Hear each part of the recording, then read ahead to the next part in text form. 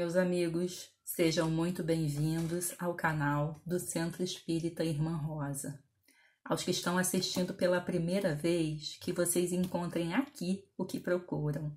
E aqueles que escolheram estar aqui conosco, compartilhar do seu tempo, que possamos nos permitir estar presentes de forma consciente para aproveitar ao máximo os ensinamentos do nosso Mestre Jesus.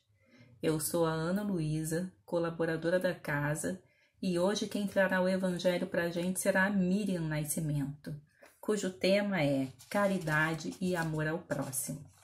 Mas antes, a gente vai fazer a leitura de uma página e em seguida a prece inicial. A página de hoje é da bibliadocaminho.com. Em louvor dos outros, cujo título é Necessidade de Beneficência. Quando alguém te induza a esquecer o impositivo do amparo aos outros, pensa em ti mesmo. Observa as provações que te rodeiam, os próprios passos, malgrado as facilidades que te coroam a vida. Tens a casa relativamente farta, com as refeições a teu gosto, e sofres o impacto de lutas que te amargam as horas.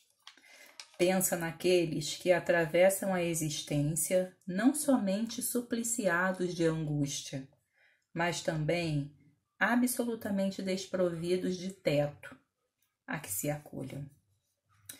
Tens suficiente conforto material para ofertar aos descendentes queridos, e podes brindá-los com o apoio cultural, preparando-os dignamente para o trabalho. E muita vez sofre com eles preocupações inquietantes que te furtam qualquer disposição à tranquilidade. Pensa naqueles que não apenas se atormentam com as inibições e necessidades dos filhos do coração, mas também carregam a dor inexprimível de sabê-los relegados à doença e à penúria, por falta de recursos essenciais à própria sustentação. Tens repouso e remédio para as ocasiões de refazimento e cansaço, e sofres opressiva ansiedade à frente dos problemas que te surgem na vida, obrigando-te a caminhar qual se estivesse sob chuva de brasas. Pensa naqueles que não somente suportam a cabeça esfogueada de aflição, mas também não dispõem da menor possibilidade de descanso e medicação para as horas de sofrimento. Tens contigo os tesouros da instrução, que te abrem as portas ao intercâmbio com os mais belos espíritos da humanidade, através da palavra escrita, e sofre desorientação ou incerteza quando as provas te desafiam. Pensa naqueles que não apenas desconhecem a direção espiritual, mas também não possuem quaisquer meios de acesso ao auxílio mais amplo da inteligência, por haverem transitado na infância e na juventude sem o socorro da escola. Conservas disponibilidades preciosas e conheces de perto suplícios físicos e morais que te fazem solicitar do Senhor amparo e inspiração nos instantes difíceis. Pensa naqueles que resistem a provações muito mais ásperas que as tuas, sem arrimo que lhes favoreça o consolo e a restauração. Reflete nisso e deixa que a beneficência te inspire a jornada na terra. A caridade é luz da vida superior, cujos raios reconstituem a saúde e a alegria da alma, na condição de terapia divina. Por ela, deitarás bálsamo curativo nas grandes chagas alheias, e com ela tornarás cada dia para as tuas dores menores, rendendo graças a Deus. Então, meus amigos, vamos orar. Vamos fechar os nossos olhos, acalmar a nossa mente, o nosso coração,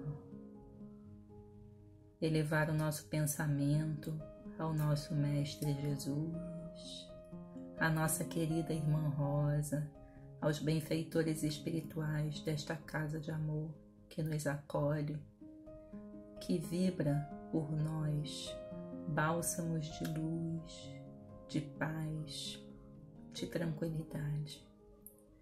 Que possamos estar em sintonia com as energias curativas, as energias balsâmicas e calmantes do nosso amado Mestre e que esta casa tão bendita nos oferece. Que possamos estar abertos às palavras e às sementes que serão trazidas por nossa querida Miriam Nascimento e que possamos fazer dela atitudes no nosso dia a dia com todos aqueles que nos rodeiam. Que assim seja, graças a Deus. E agora passo a palavra a Miriam Nascimento. Olá, meus amigos. Muito bom revê-los nesse encontro do Centro Espírita Irmã Rosa para mais um dia de reflexões. Que Jesus, nosso Mestre querido, possa estar aqui junto de nós em nossos corações. Bom, o tema de hoje é um tema que muito nos importa, porque tem muito a ver com o nosso movimento de crescimento durante esse período da pandemia e também da nossa existência como um todo. A caridade e o amor ao próximo. Já estudamos, já refletimos sobre esse tema em outros aspectos, em outros momentos.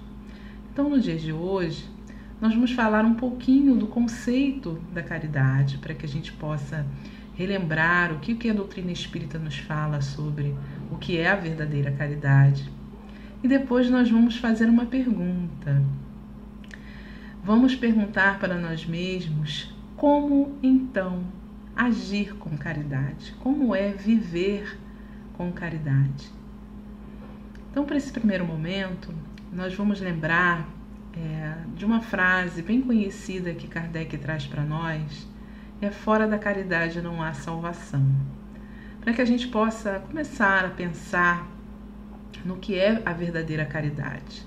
Kardec vai trazer no Livro dos Espíritos uma questão perguntando, no sentido, como referência, como Jesus nos ensinou, o que seria a caridade.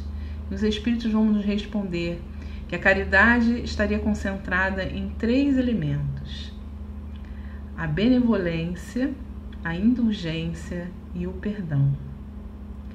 Avançando nesse pensamento, nós chegamos à conclusão de que não podemos amar a Deus sem a caridade. E nós também vamos nos remeter aos nossos relacionamentos com o próximo, né? Amar o próximo como a si mesmo. São frases que são marcadas ao longo de toda a história da humanidade e que reverberam para nós, mas que muitas vezes ficam um pouco perdidas, que nós não sabemos muito como trazer isso para o nosso contexto.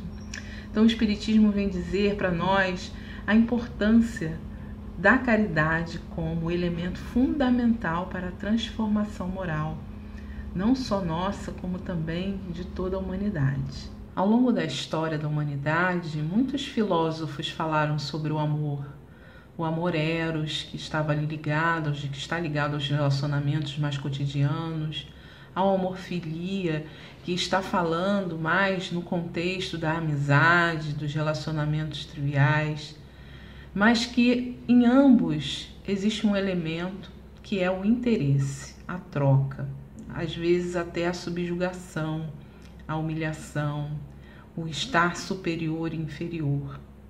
Quando Paulo apresenta o amor ágape à comunidade da Grécia Antiga, eles vão então surpreender, né, com a possibilidade de um amor que é incondicional, o amor que Jesus veio nos ensinar. Amar os inimigos, amar o outro, isso era algo assim muito diferente, né, para aquela comunidade. E até hoje nós ainda estamos tentando compreender e aprender esse amor incondicional nas nossas relações, seja com os mais próximos, seja com aquelas pessoas que estão mais distantes. Kardec, ele vem nos mostrar, reforçar, né, dentro da doutrina espírita, ele vem nos trazer novamente essa ideia do amor incondicional. Ele mostra o relacionamento entre a caridade e o amor. O amor ao próximo, desejando a ele o bem que eu também desejo a mim, que seja feito a mim. Que possamos aprender a amar ao próximo como a si mesmo, né? Mas existe aí uma grande diferença entre nós termos esse conhecimento, entendermos essas lições, mas efetivamente conseguirmos, né, praticá-las. Nesse sentido, Kardec, que resume a caridade, né, e a humildade como elementos contrários ao egoísmo e o orgulho, vem trazer para nós também um questionamento em relação a como nós praticamos essa caridade. Ora, fica uma pergunta no ar, né? Como quem ama pratica a caridade, se o verdadeiro amor está ligado a ela, né?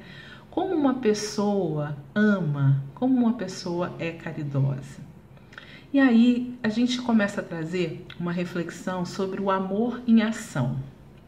Explorar essa virtude. A caridade é uma virtude. E quando Kardec, lá no Livro dos Espíritos, traz essa virtude, né?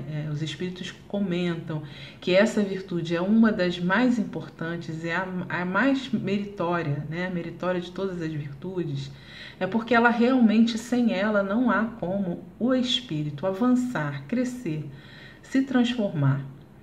Então, nessa prática, né, o amor ele não vai se expressar somente em palavras e em sentimentos. Nós temos esse sentimento do amor, mas é preciso que ele parta para a ação, para o campo das ações, das realizações, né, da produção. Fazer com que esse sentimento se materialize, que esse sentimento possa realmente trazer esse propósito, né, de avanço, que é um ponto das nossas escolhas, né, das nossas atitudes, e que com o tempo vai ser feita de forma natural, porque a princípio nós ainda fazemos por uma certa, impulsionados por uma necessidade, né, por uma obrigação, mas que aos poucos a prática desses sentimentos voltados para a sua essência nos levam a uma prática natural. E é nesse sentido dessa caridade, dessa prática natural, é que nós trazemos aqui uma história, né, uma referência. Dentro do nosso conhecimento da história do próprio Kardec, nós sabemos que ele conviveu com um pedagogo, estudou no Instituto de Verdun com Pestalozzi. E Pestalozzi, ele vem justamente trabalhar dentro da sua metodologia, né, da sua pedagogia, a pedagogia do afeto. Ele vai considerar o ser integral. Veja como que Kardec, né, o que Kardec teve de oportunidade a conviver com Pestalozzi, que já trazia, né, também inspirado em outros educadores, essa ideia do ser integral, que não bastava apenas o pensar, era preciso pensar, estar ligado ao sentir e ligado ao agir. São esses três elementos que fazem parte de nós. Então ele vai nos lembrar a questão dos atributos do espírito, que Kardec também trata, né? Ele vai trazer lá no Livro dos Espíritos sobre esses atributos do espírito. O espírito trazendo a questão da inteligência, a consciência de si mesmo, pensamento e a liberdade de pensar, a vontade, o livre-arbítrio. Então Pestalozzi vai passar a sua técnica, né, a sua metodologia, tratando a criança e o jovem como esse ser integral, em que ele é capaz de observar aquilo que está ao seu redor, interagir de alguma forma, né, querer fazer algo sobre aquilo, chegar a uma conclusão do que pode ser feito e efetivamente fazer, agir. Mas Pestalozzi, ele tinha um cuidado em relação a essas experiências, porque ele tinha uma preocupação muito grande de que as palavras sobre amor, temos que ser caridosos, temos que ser amorosos, amar o próximo, que isso caísse simplesmente em palavras vazias. Ele sabia que isso precisava ser de uma forma bem pungente, tratada diretamente dentro do contexto, né, da educação do espírito. Então, como é que ele se organizava isso, né? Ele mostrava para as crianças, né, que ele acolhia, as inúmeras possibilidades que eles tinham de desenvolver as suas habilidades, os seus talentos, as suas percepções. Então, ele tanto investia no campo cognitivo, como ele investia na reflexão dos sentimentos, como ele investia em habilidades mesmo, de oficinas, de trabalhos manuais, de coisas que eles pudessem produzir, né? Então, cada um ali encontrava a sua capacidade de partir para a ação, mas eles também passavam pelos processos de pensamento, o pensamento crítico, a questão do sentimento, o que eu sinto em relação a isso e o que eu vou fazer em relação a isso. Muito legal, né? E isso a doutrina espírita mostra para nós, porque ela, com o conhecimento, né, trazendo a ideia da autonomia, ela também nos liberta de certas dependências em relação às questões, às decisões que nós tomamos e as consequências que vêm com essas decisões. E aí eu trago uma situação, porque fica uma pergunta assim, tá, mas como que ele fazia isso, né, na prática com os seus alunos? E ele, antes do Instituto de Verdun, na Suíça, Pestalozzi, ele já havia feito vários movimentos de acolhimento de crianças órfãs, né? Ele perdeu o pai muito cedo. Então ele já se mobilizava, já se sensibilizava com a situação de muitas crianças, né, que estavam ali em situação de risco, em situação de abandono. Então, numa dessas comunidades em que ele viveu, uma comunidade chamada Stans, na Suíça, bem pequenininha, ele criou ali um grupo, né? E esse grupo era educado assim, era tratado, tinha um momento de oração, que era a conexão com Deus, ele trabalhava essa questão da espiritualidade, né?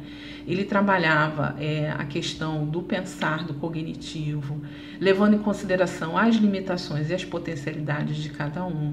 Todas as decisões eram feitas em conjunto, ele mostrava que cada um podia oferecer dentro da sua condição algo produtivo, algo que pudesse não só servir a si mesmo, como também servir ao outro. Ele estimulava esse olhar solidário, né? E aí aconteceu um acidente próximo, numa comunidade próxima, mais ou menos 30 quilômetros daquela cidade onde eles estavam. E essa cidade, nesse incêndio, teve muita destruição, né? E, obviamente, pela notícia que ele recebeu, haviam ali muitos órfãos também, muitas crianças, famílias que foram separadas, crianças que perderam seus pais, e uma tragédia, né?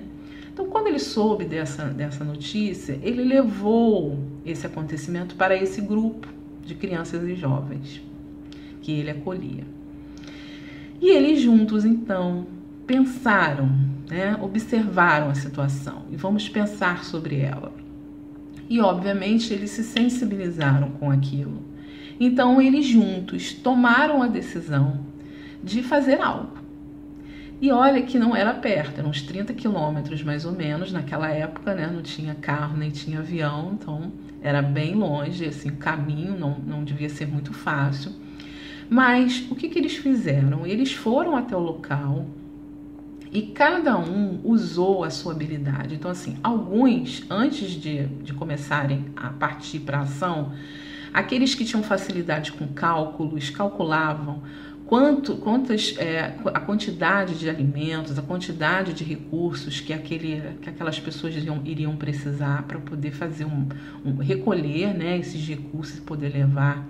Outros ficaram ali cuidando dessa parte da reconstrução, outros do acolhimento. Então a gente vê que dentro desse contexto, cada um buscou, né, exercer a sua capacidade, a sua habilidade para que aquele momento pudesse realmente acontecer.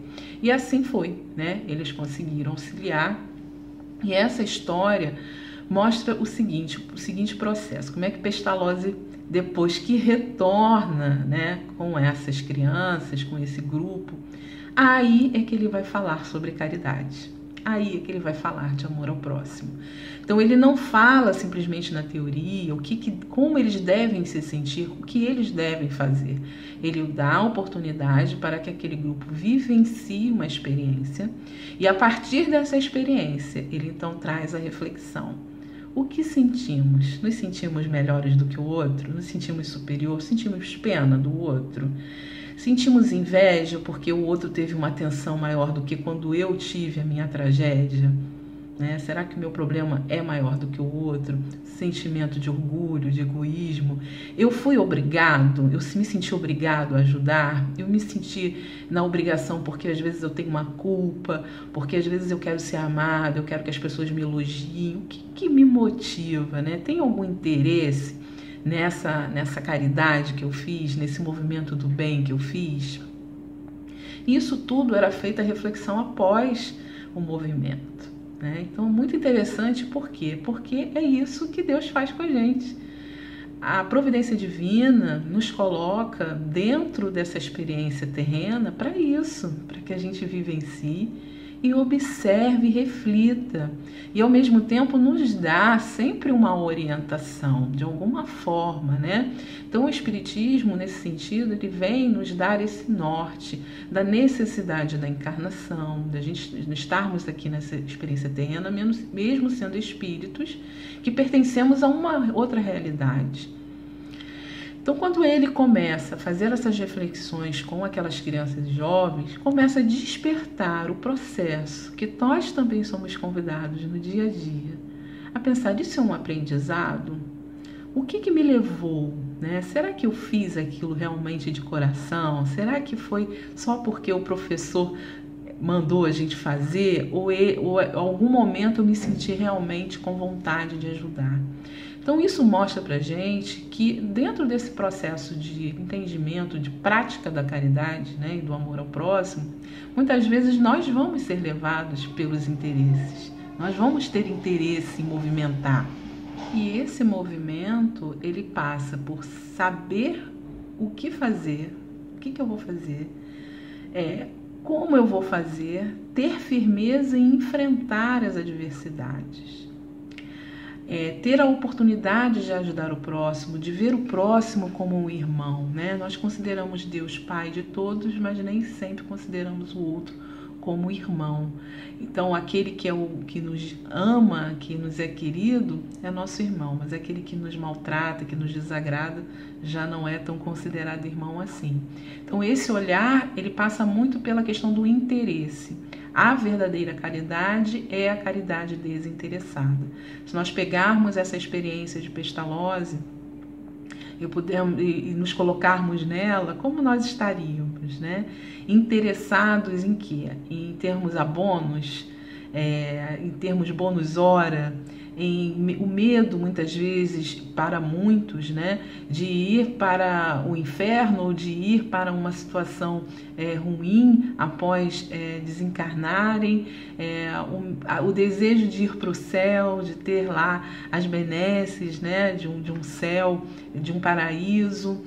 Às vezes o sentimento de culpa, de acharmos que nós temos um peso, uma necessidade até de sermos amados, né, de sermos vistos, a questão da propaganda, da gente fazer propaganda daquilo que a gente está fazendo. Então, o bem que fazemos por obrigação, o bem que fazemos pensando nesses interesses, ele não deixa de ser o bem, mas ele não é considerado uma virtude. né? Porque a virtude, a caridade como virtude, ela é uma caridade desinteressada.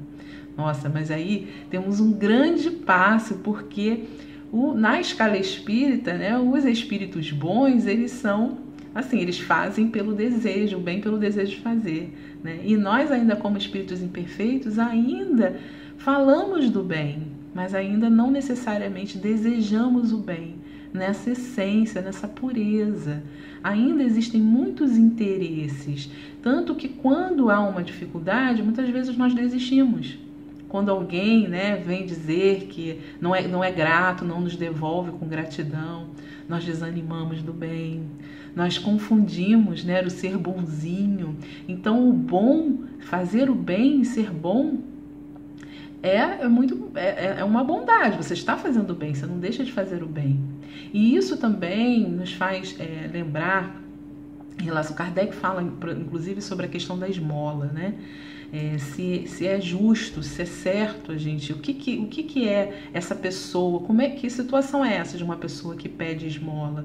Então os espíritos falam dessa questão humilhante, né, dessa posição humilhante, que nós muitas vezes não sabemos, mas julgamos essa pessoa. E aí ele pergunta, é errado dar a esmola? E os espíritos respondem que não.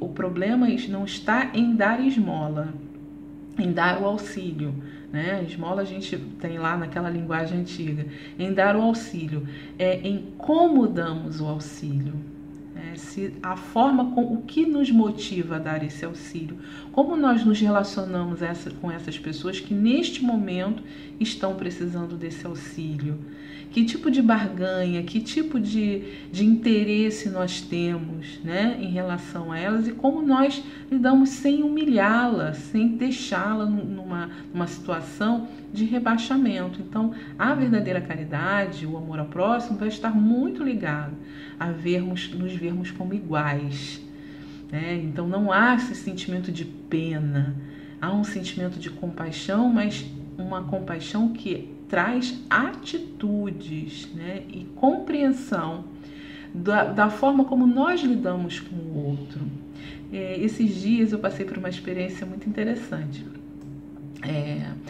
Eu estava na rua carregando umas bolsas muito pesadas e eu passei, assim, me arrastando mesmo pela rua, né, carregando aquele peso, vislumbrando o carro à frente ainda, mas com uma certa distância.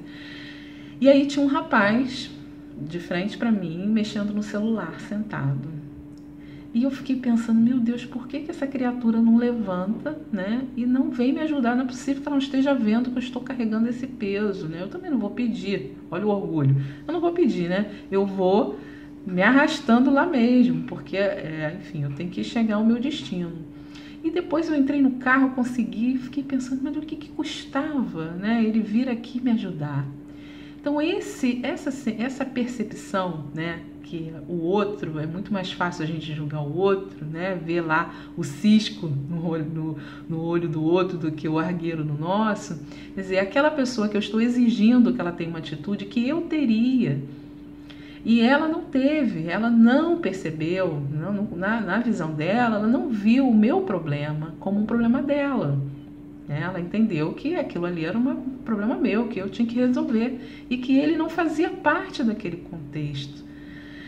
E depois eu fiquei pensando, caramba, né? Eu estou aqui exigindo que ele haja de uma forma, quando todos nós temos que passar por esse processo, em algum momento vamos passar, dessa descoberta, desse olhar para o outro, da vontade. Olha os atributos do Espírito sendo usados, né? A vontade de pensar, de agir, o livre-arbítrio, o desejo de fazer algo. E muitas vezes isso vai começar sim com um processo de rotina, para depois isso se tornar uma coisa mais natural. Mas o fato daquela pessoa, naquele momento, não ter me auxiliado, não significa que ela não auxilie outras pessoas em outros momentos, né? Então a gente também tem que ter esse olhar para com o outro, das habilidades, das capacidades, dos interesses. Não era interessante naquele momento fazer aquele movimento. E muitos de nós, muitas vezes, estamos lá carregando as compras pesadas também pensando em alguma coisa, né? Se eu não fizer, eu tenho que fazer para poder ali, de certa forma, cumprir um papel, né? Muitas vezes nós vamos estar no nosso âmbito da família, enfim. Então, nesse processo, por exemplo, de pandemia que nós vivemos, cada um está numa situação diferente, né? Então a gente viu muitas pessoas comentando a questão de que foi fácil para muitas pessoas, é fácil para muitas pessoas estarem em casa sem trabalhar, precisar sair para trabalhar, porque as pessoas têm um salário, já têm uma vida resolvida financeiramente, então não há uma preocupação. Quem disse, né? Quem somos nós para afirmarmos que aquelas pessoas também não têm as suas preocupações e também não estão empenhadas em auxiliar aqueles que não estão podendo? Porque muitas vezes nós estamos preocupados nessa volta, né, para a vida normal ou ao novo normal, para poder suprir as nossas necessidades emergenciais. Mas em que condições? Em que condições as pessoas estão voltando a trabalhar, né? Nos trabalhos em que muitas vezes o trabalho não tem uma condição básica de saúde, de segurança, de dignidade. Então, esse momento, né, que a gente está vivendo é um momento para a gente parar para pensar, para ir mais além. Não é simplesmente ajudar com a cesta básica. A cesta básica ela é fundamental e salva vidas, gente. Para uma pessoa que está desesperada porque não tem o que dar de comer para o seu filho, uma cesta básica dá um fôlego para a pessoa seguir, né? Mas nós que já temos uma consciência maior de que a caridade ela não se resume na caridade material, é preciso que a gente use lá como Pestalozzi as nossas potências, a nossa inteligência, né? A tudo aquilo que a gente tem ao nosso alcance. Se a gente for esperar ter dinheiro para ajudar, né? Se a gente for esperar ter tempo, se a gente for esperar ter as nossas capacidades todas desenvolvidas, nós não vamos fazer nada.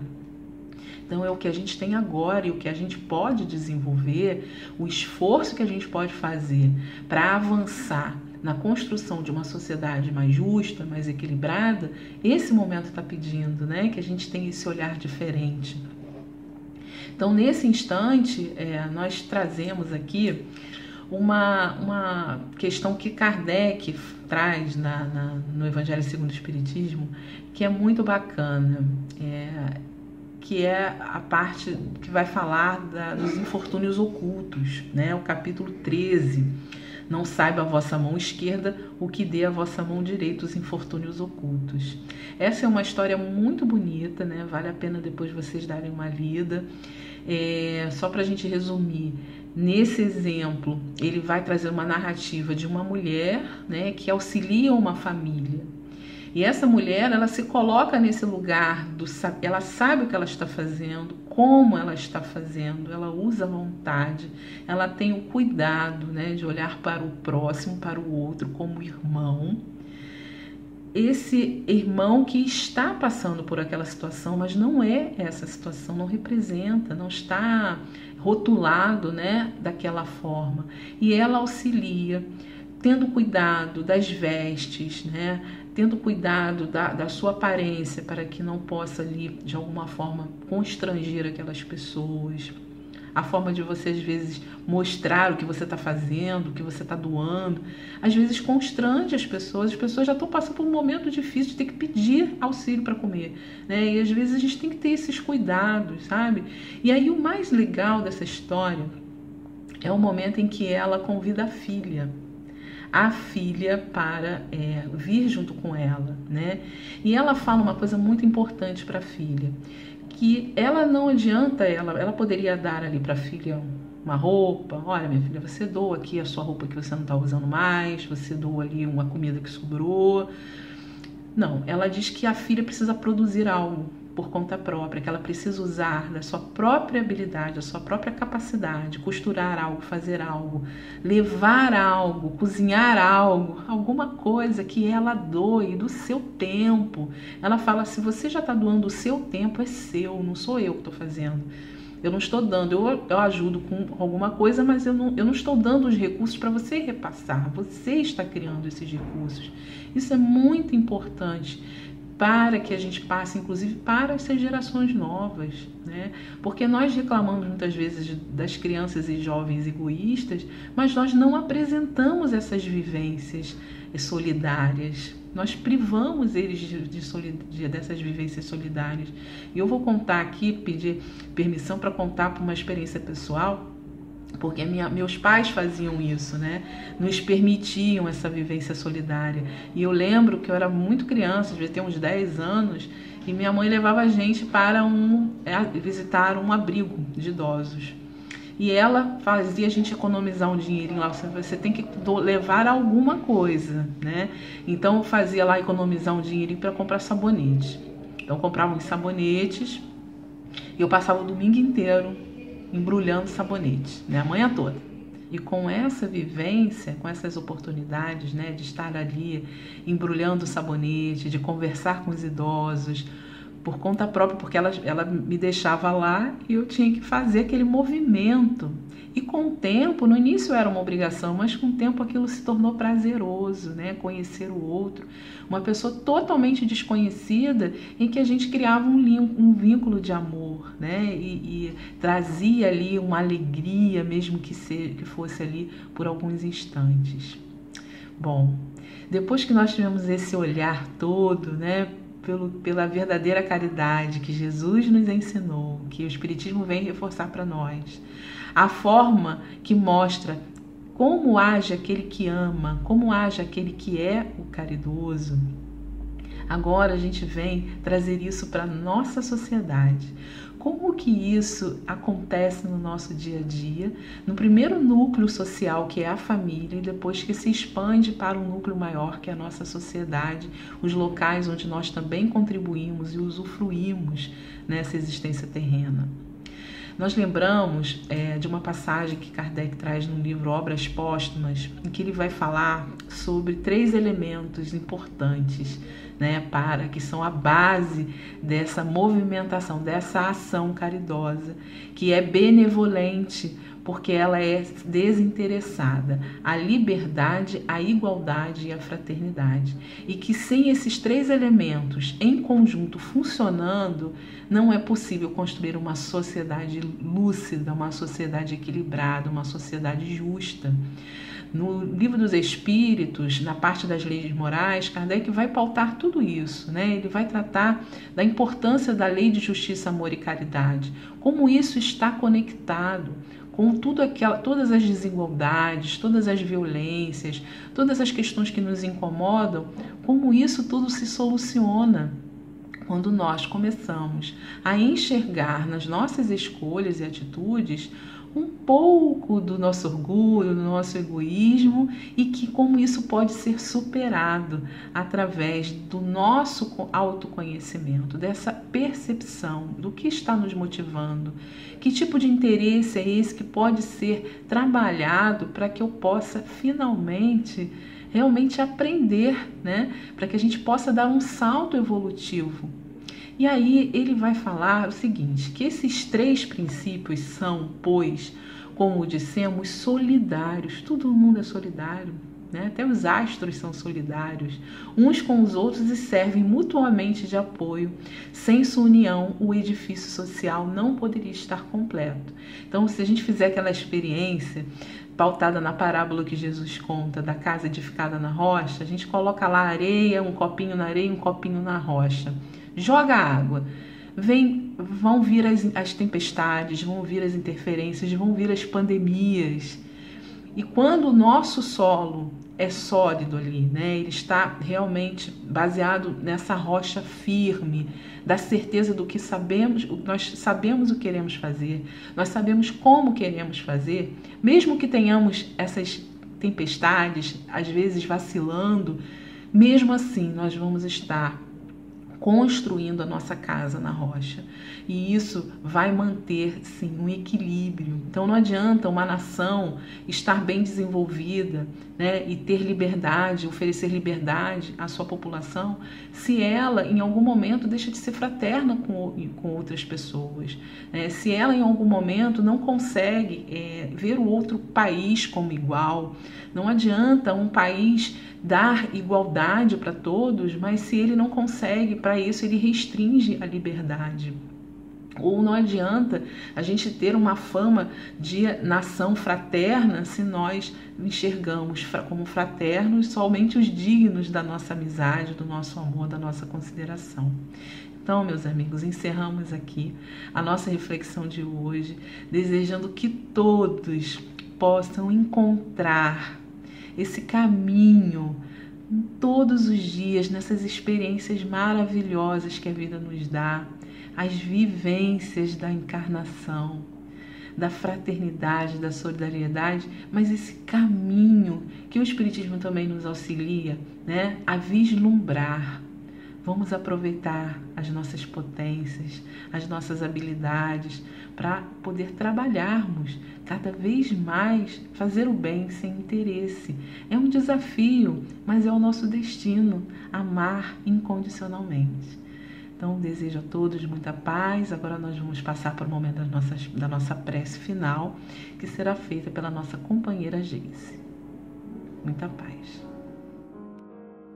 Graças a Deus, a Jesus e aos Espíritos protetores da casa da Irmã Rosa, queremos, Senhor, agradecer por este momento que estamos reunidos em nome do Altíssimo, na intenção de estudarmos, de nos evangelizarmos através dos seus ensinamentos. O Senhor nos disse que quando estivessem 2 ou mais reunidos em seu nome, que o Senhor se faria presente. Te sentimos, Senhor, dentro de nós, nos pacificando, transmitindo energias de amor, de paz, alegrias, esperanças para todos nós e para todos que se encontram dentro dos nossos lares, com um movimento de expansão para todos os lares. Estamos aqui, Mestre, como irmãos mais novos, querendo aprender a sentir com o seu amor o real sentido da fraternidade universal e assim a família universal, Pai nosso, Pai de todos nós. Queremos agradecer por buscarmos nessa doutrina que consola os esclarecimentos necessários para melhor vivermos. Amado Mestre, o seu Evangelho é o remédio que precisamos. Obrigada, querido médico das almas.